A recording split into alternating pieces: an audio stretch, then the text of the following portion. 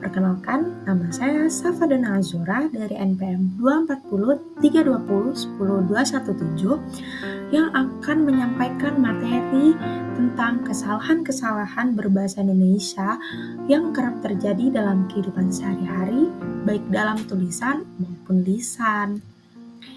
Nah, kesalahan dalam berbahasa Indonesia itu sering kali terjadi karena kurangnya pemahaman terhadap tata bahasa, ejaan, ataupun kaidah penggunaan bahasa Indonesia sesuai pedoman umum ejaan bahasa Indonesia. Kesalahan ini bukan hanya mempengaruhi kejelasan pesan yang ingin disampaikan, tetapi juga dapat menurunkan kredibilitas penulis ataupun pembicara. Oleh karena itu, penting banget nih bagi kita untuk memahami bentuk-bentuk kesalahan bahasa Indonesia agar dapat memperbaikinya. Nah, setelah ini saya akan memberi contoh nih beberapa kesalahan berbahasa Indonesia yang sering terjadi dalam kehidupan sehari-hari. Nah, contoh yang sering kita lihat tuh akhir-akhir ini ada penulisan Idul Fitri. Nah, penulisan Idul Fitri yang benar itu ternyata Idul Fitri tanpa spasi, karena Idul Fitri itu merupakan gabungan dari kata idul dan fitri. Nah, contoh yang kedua yaitu adalah penggunaan kata terima kos. Terima kos dengan T. Nah, penulisan kata yang benar adalah terima kos tanpa T.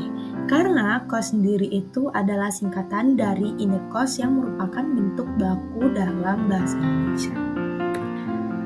Nah, contoh selanjutnya yaitu ada penulisan apotik.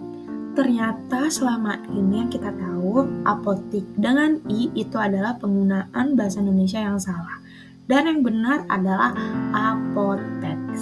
Itu ya teman-teman, jadi harus diingat. Nah, selanjutnya banyak orang yang masih mengira penulisan antri dengan I. Padahal kata baku dari antri adalah antre dengan E. Nah, selanjutnya seringkali salah nih, kwitansi, KWI-tansi. Padahal yang benar adalah kwitansi karena sudah tertera dalam KBBI. Selanjutnya yaitu yang sering kita lihat juga adalah penggunaan kata aksesoris. Nah, ternyata aksesoris adalah bentuk yang tidak baku. Nah, bentuk bakunya sendiri adalah aksesori.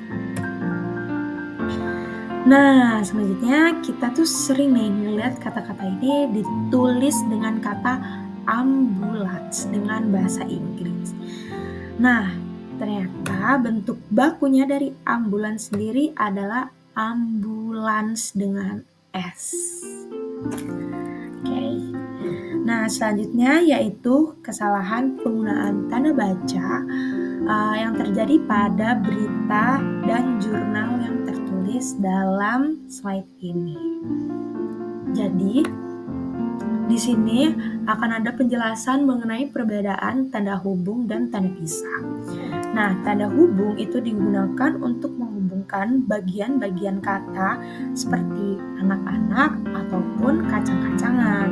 Nah, sedangkan tanda pisah itu digunakan untuk menunjukkan rentang atau batas, misalnya dalam penggunaan tahun 2019 sampai 2022 atau Jakarta sampai Bandung yang berarti sampai dengan atau sampai ke.